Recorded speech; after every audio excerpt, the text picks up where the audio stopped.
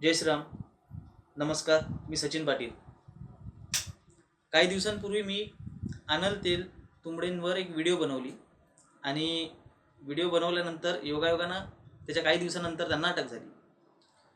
अटक झाल्यानंतर अर्थातच लोक यूट्यूबवर सर्च करतात.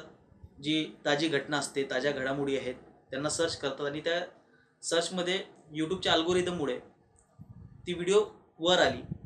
बऱ्याच जणांच्या रिकमेंडेशनमध्ये दिसायला लागली आणि दिसायला लागल्यानंतर त्याचे व्ह्यूज वाढले, त्याचे कमेंट्स वाढल्या, त्याचे लाईक डिसलाईक वाढले.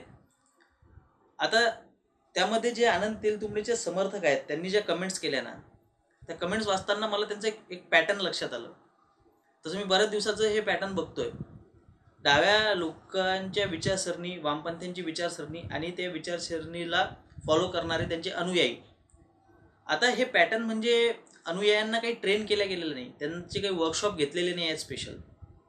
तर हे काम करण्याच्या पद्धतीमधून ज्या पद्धतीचे अनुयायी बनतात, त्यांची विचारसरणी कशी आहे, त्यांच्या विचारसरणीच्या पॅटर्नबद्दल मी तुम्हाला बोलणार आहे की आनंद तेलतुंबडे सारख्या लोकांना समर्थक कसे बनत जातात. आपल्या राष्ट्रावर प्रेम आहे, अर्थातच आपल्या राष्ट्राच्या जवानांवर आपलं प्रेम आहे. त्या जवानांची नृशंस हत्या करणारे हे नक्षलवादी.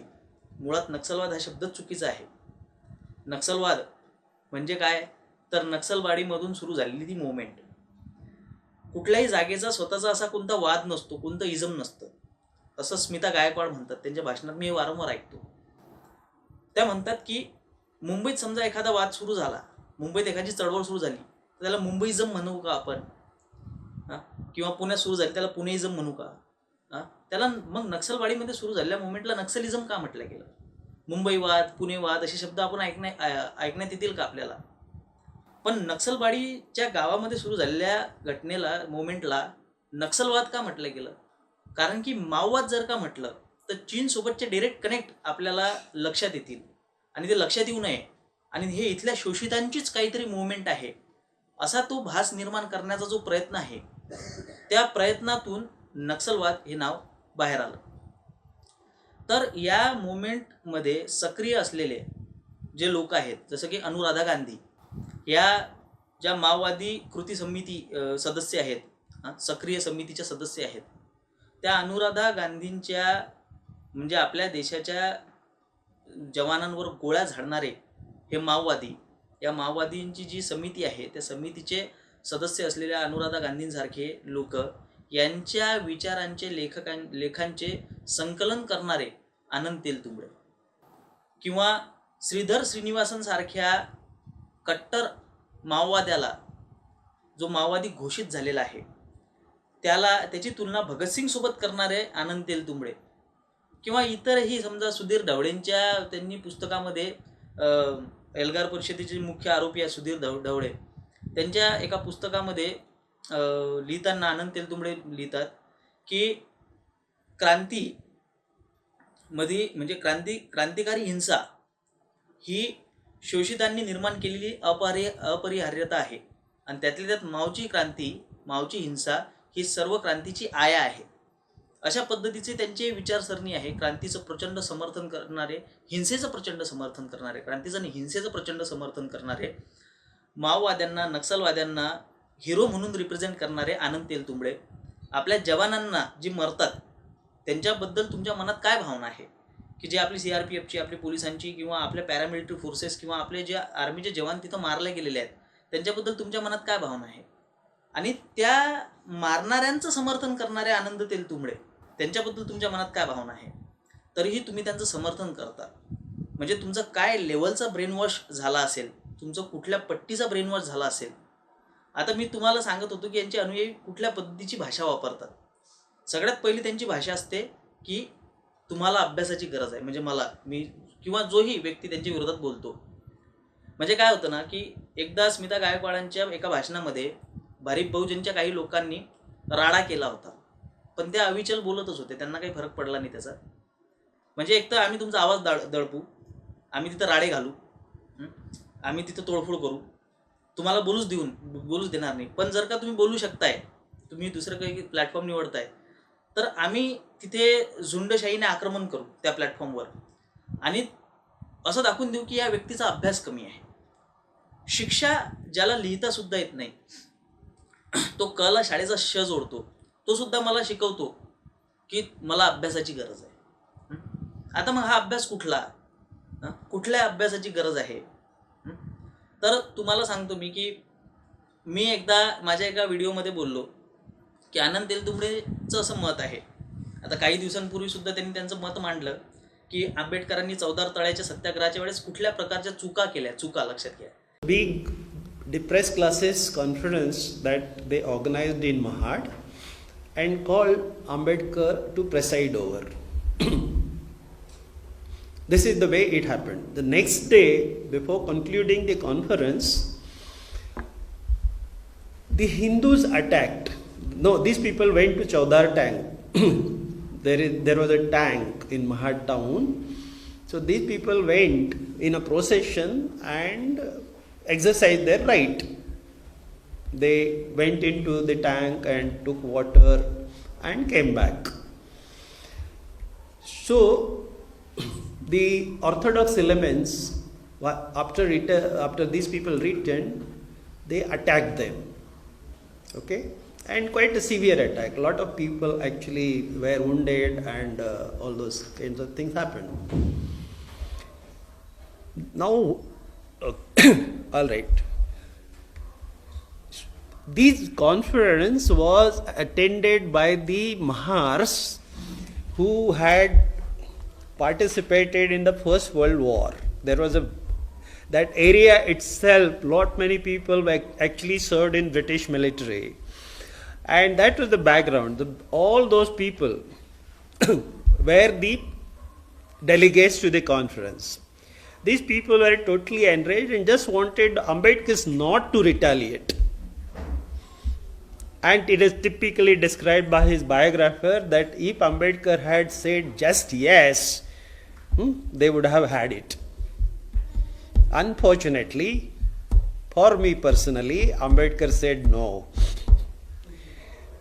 My book is coming in Mahad, and there I said, what if Ambedkar had said yes then? The entire course of Dalit history and entire course of Indian history would have been probably different. आनंद तेलतुंबडेंच्या व्यतिरिक्त जर दुसरं कोणी बोललं असतं, म्हणजे प्रकाश आंबेडकरांचे मेहुणे सोडून जर का कोणी बोललं असतं, जावी सोडून कोणी बोललं असतं, त्याची काय दुर्दशा झाली असती याची तुम्ही कल्पना सुद्धा करू शकत नाही. जे की तुम्ही आंबेडकरांच्या चुका काढताय म्हणजे एकदम भावनिक होऊन. आता मी डॉक्टर आंबेडकर हा शब्द वापरतो तर मला खाली एक धमकी आली, डॉक्टर आंबेडकर कसं काय बोलतोस? म्हणजे त्याला काय अपेक्षा आहे की आदरणीय, पूजनीय, महामानव वगैरे सगळे शब्द लावून मी आंबेडकरांचं नाव घ्यावं. म्हणजे एवढी भावनिक जनता, त्यांची चूक काढणारे आनंद तेलतुंबडे किंवा आंबेडकरांनी समाजामध्ये मिथक पेरलंय, खोटं पेरलंय कोरेगाव भीमाच्या युद्धाचं, असं म्हणणारे आनंद तेलतुंबडे. मला काही दिवसांअगोदर एका तथाकथित आंबेडकरवाद्यासोबत माझं जे आर्ग्युमेंट झालं होतं, त्या आर्ग्युमेंटमध्ये मी म्हटलं होतं की बाबा मी असं म्हणत नाही, आनंद तेलतुंबडे असं म्हणतात. त्यांनी शिव्या घातल्या, कोण आनंद तेलतुंबडे, मी ओळखत नाही, बामनवादी असेल, मनुवादी असेल, आम्हाला माहीत नाही, हे नाही ते नाही. म्हटलं आणि तुम्हाला म्हणतोय अभ्यास कर. म्हटलं एक काम करा, तुम्ही जाऊन आनंद तेलतुंबडेबद्दलची माहिती मिळवा. आणि मी त्याला काही फोटोग्राफ्स पाठवले, काही फोटोकॉपीज पाठवल्या आनंद तेलतुंबडेच्या वक्तव्याच्या. आता त्यानं बिचाऱ्यानं चौकशी केली असेल, चौकशी केल्यानंतर त्याला समजलं असेल की बाबा आपल्या क्षेत्राचा बाप माणूस आहे आनंद तेलतुंबडे, आपण तर खूप खालीवर बोललो. मग त्यानं मला फोन करून म्हटलं की तुम्ही त्यांच्या वक्तव्यांचा विपर्यास करता. आता आंबेडकरांनी कोरेगाव भीमाचं मिथक पेरलंय, याचा विपर्यास काय होऊ शकतो? विपर्यास कसा होऊ शकतो? महापुरुषांच्या वाक्यांना प्रत्येकजण कशाही पद्धतीनं स्वतःच्या ह्याच्यामध्ये मोल्ड करून तो रिप्रेझेंट करू शकतो. जसं की एक उदाहरण द्यायचं झालं तर डॉक्टर बाबासाहेब आंबेडकरांची BBC-वरची एक मुलाखत होती, त्याच्यावर चर्चासत्र घेतलं BBC मराठीने. त्या चर्चासत्रामध्ये प्रकाश आंबेडकर सुद्धा आले होते, एक कुलकर्णी म्हणून गृहस्थ आले होते, आणि एक प्रतिमा ताई होत्या, त्या आल्या होत्या. तर त्यांनी डॉक्टर बाबासाहेब आंबेडकरांचं त्यामध्ये एक वक्तव्य आहे की लोकशाही ही आपल्या देशाला तारू शकत नाही, तर कदाचित कम्युनिझम हा लोकशाहीसाठी खूप चांगला पर्याय असू शकतो. Dr. Ambedkar do you think democracy is going to work in India? No. Except in a formal sense, if you want. Supposing it doesn't work, what alternative do you see? Well, the alternative, as I think, is some kind of communism. And why do you think that would help the country more? Would it raise the standard of living anymore? Yes, it will. How? Undoubtedly. I mean, who cares really for this election business? People want food, people want their material needs to be satisfied. हे doctor Babasaheb आंबेडकरांच्या तोंडचं वाक्य. त्या प्रतिमाताईंनी सांगितलं की नाही, हे अंतिम वाक्य आपण मानू शकत नाही. डॉक्टर बाबासाहेब आंबेडकरांची बाकीची विधानंसुद्धा आपल्याला विचारात घ्यावे लागतील आणि ते लोकशाहीच्या विरोधात होते असं आपण म्हणू शकत नाही, म्हणून त्यांनी त्याच्यावर एक्सप्लेनेशन केलं. आता डॉक्टर बाबासाहेब आंबेडकर हे स्वतः तोंडानं बोललेले आहेत, पण त्यांचे अनुयायी म्हणतात की नाही, डॉक्टर बाबासाहेब आंबेडकरांना तसं म्हणायचं नाही. म्हणजे कुठल्याही महापुरुषाचं कुठलंही वक्तव्य त्यांचे अनुयायी त्याच्या मनानुसार ते रिप्रेझेंट करू शकतात. फरक एवढाच आहे की ते रिप्रेझेंट करत असताना त्या महापुरुषाच्या जातीचे जर का ते असतील तर त्यांना ते रिप्रेझेंट करायचा संपूर्ण अधिकार असतो. पण जर का ते जाती बाहेरचे असतील तर मग त्यांच्या रॅट्रोसिटीचे सारखे गुन्हे, गंभीर गुन्हेसुद्धा दाखल होऊ शकतात किंवा मग त्यांना मारण्याची धमकीसुद्धा येऊ शकते किंवा त्यांना मारहाणसुद्धा होऊ शकते, त्यांच्यावर हल्लेसुद्धा होऊ शकतात. सांगायचं तात्पर्य असं आहे की जेव्हाही तुम्ही आनंद तेलतुंबडेंसारख्या लोकांच्या विरोधात किंवा जे नक्सल समर्थक आहेत, माओ समर्थक आहेत, त्यांच्या विरोधात भाष्य करायला जाता तेव्हा तुम्हाला दलित विरोधी हे लेबल लावलं जातं. तुम्ही दलितांच्या कशा पद्धतीने विरोधात आहात, तुम्ही कशा पद्धतीने एका प्रस्थापितांचं तुम्ही मनुवादाचं किंवा भटवादाचं तुम्ही कसं प्रतिनिधित्व करता, अशा पद्धतीचं तुम्हाला दाखवण्यात येतं. वास्तविक पाहता माझं माझ्या राष्ट्रावर प्रेम असू शकतं, माझं माझ्या जवानांवर प्रेम असू शकतं, मी राष्ट्रभक्तीनं प्रेरित झालेला असू शकतो, पण तरीसुद्धा मी माओवादाच्या विरोधात बोलू शकत नाही. कारण की जर का मी बोललो तर मला भटवादी, ब्राह्मणवादी, भटांचा चाट्या, जे काही XYZ यांनी जे नवीन शब्द शोधून काढलेले आहेत, ही जी रेसिपी त्यांनी तयार केली आहे, त्या रेसिपीमधून जे शब्द आलेले आहेत ते शब्द तुमच्या नावापुढे चिटकवले जातात. यामध्ये मी जे सांगत होतो की पहिलं पॅटर्नमध्ये पहिलं मी एक गोष्ट पाहिली की यांना असं वाटते की आपण 2 पुस्तकं वाचून आपण खूप अभ्यासू झालो आणि ते समोरच्याला अभ्यास कर ही सल्ला देतात. या अभ्यास कर ही सल्ला देताना मी एकदा मी सुरुवातीला कमेंटची उत्तर द्यायचो खूप आधी, आता मी कमेंटकडे खूप दुर्लक्ष करतो, प्रकर्षानं दुर्लक्ष करतो, कारण की arguing with fool only proves that there are two. तर एका कमेंटमध्ये मी एका जणाला म्हटलं होतं खूप वर्षा अगोदर की बाबा तू आधी लिहायला तर शिक, अभ्यास तर लिहायला शिक, अभ्यास. तर तो म्हणतो की मनुवादी व्याकरण आम्हाला कधी शिकवलंच नाही, आम्हाला नेहमी शिक्षणापासून वंचित ठेवलं म्हणून आम्हाला लिहिता येत नाही. काय कारण आहेत राव? म्हणजे हे कारण असू शकतं का की मला लिहिता का येत नाही? कारण की मी शोषित आहे. बघा काय ब्रेन वॉश आहे, कोण्या लेवलचा ब्रेन वॉश आहे की माझ्या प्रत्येक कमजोरीचं खापर मी कशावरच्या डोक्यावर फोडतोय, तर मी शोषित आहे, मी वंचित आहे, माझ्यावर अन्याय झालेला आहे, ह्या गोष्टीवर, ह्या पद्धतीचा, ह्या लेवलचा ब्रेन वॉश झालेला आहे. की सगळ्यात महत्त्वाची गोष्ट की जे तुमच्या विरोधात बोलतात, जे माओवादाच्या विरोधात बोलतात, त्यांचा अभ्यास नाही हे त्यांच्या मनात जबरदस्त ठासलं गेलं की तू अमुक एक पुस्तक वाच, तू अमुक एक पुस्तक वाच, तू हे पुस्तक वाच, तू ते पुस्तक वाच. याच्या बापानंही ते पुस्तक डोळ्यानं पाहिलेलं नसतं, यानं कुठून तरी व्हॉट्सअप युनिव्हर्सिटीतून ऐकलेलं असतं, वाचलेलं असतं की अशा नावाचं एक पुस्तक आहे, मग अशा एका नावाचं पुस्तक आहे आणि मग हे पुस्तक जर का वाचलं तर खूप ज्ञानसंपन्न व्यक्ती होतो, म्हणून तो ते पुस्तक वाचल्याचा आव आणतो. पहिला म्हणजे की तुमच्या विरोधात बोलणाऱ्याचा अभ्यास नाही, हे खूप जबरदस्त ठासलेलं आहे मनात. म्हणजे मला ढगाचा ढ येत नसला तरीसुद्धा समोरच्याचा अभ्यास नाही. दुसरी गोष्ट म्हणजे माझ्या जेव्हा संदर्भ चुकतात किंवा माझे जेव्हा काही माझ्या चुका होतात, उणिवा होतात, तर का होतात? कारण की मी वंचित आहे, कारण की माझ्यावर मनुवाद्यांनी अन्याय केला आहे, म्हणून माझ्या त्या चुका होतात, म्हणून त्या चुका क्षम्य आहेत. तिसरी गोष्ट म्हणजे की माओच्या विचारांचं समर्थन करत असताना त्यांनी केलेली हिंसा किंवा त्यांनी पाडलेले मुर्दे म्हणजे क्रांती आणि त्याच्या विरोधात झालेल्या कुठल्याही प्रकारची कार्यवाही म्हणजे दडपशाही, ह्या प्रकारची मानसिकता, म्हणजे सरकारने केलेली कुठलीही गोष्ट ही दडपशाही असते आणि आम्ही त्याच्या बदल्यात काही तोडफोड केली किंवा किती हत्या केल्या तर ती क्रांती असते. या पद्धतीची जी भयंकर मानसिकता या देशातल्या तथाकथित विद्वानांनी पेरलेली आहे समाजामध्ये, ही अत्यंत घातक अशा प्रकारची मानसिकता आपल्याला पाहायला भेटून येते.